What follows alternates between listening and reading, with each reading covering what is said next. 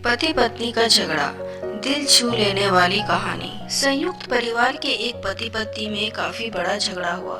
यह झगड़ा उन छोटे मोटे झगड़ों से ज्यादा गंभीर था जो हर पति पत्नी में सामान्यता होता है, क्योंकि इस झगड़े में एक दूसरे की आलोचना करते करते बात इतनी बढ़ गई थी कि पति पत्नी एक दूसरे से अब तलाक मांगने तक बातें करने लगे थे।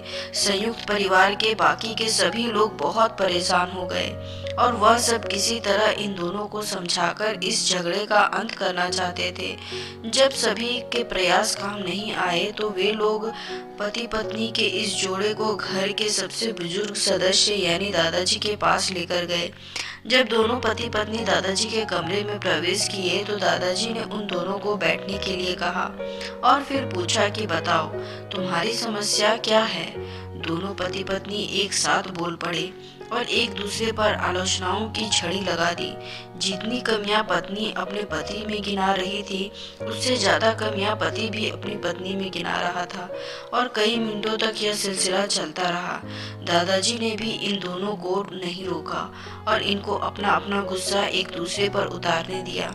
आखिर में जब दोनों एक दूसरे की बुराइयां करके थक गए और शांत हो गए तब दादाजी ने उन दोनों से कहा, अब दोनों एक दूसरे की कुछ अच्छाइयां बताओ। जब अच्छाइयां बताने का समय आया तब दोनों ही पति पत्नी एकदम से चुप हो गए।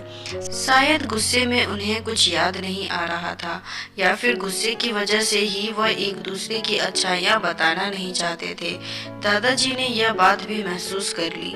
थोड़ी देर तक जब कोई भी नहीं बोला तब दादाजी ने कहा, अच्छा ठीक है, यह लो पेपर और पेन और एक दूसरे की अच्छाइयाँ इसमें लिखो।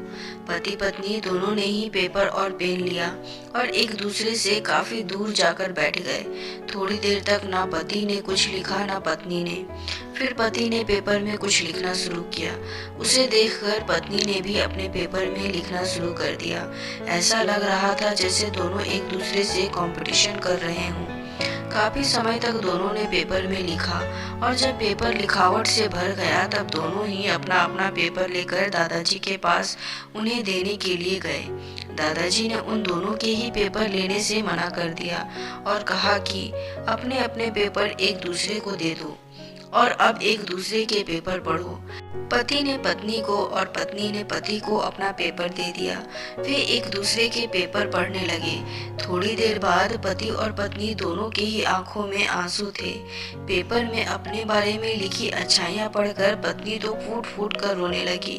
पत्नी को रोता देख पति उसे चुप कराने के लिए दौड़ पड़ा और माफी मांगते हुए उसे मनाने लगा।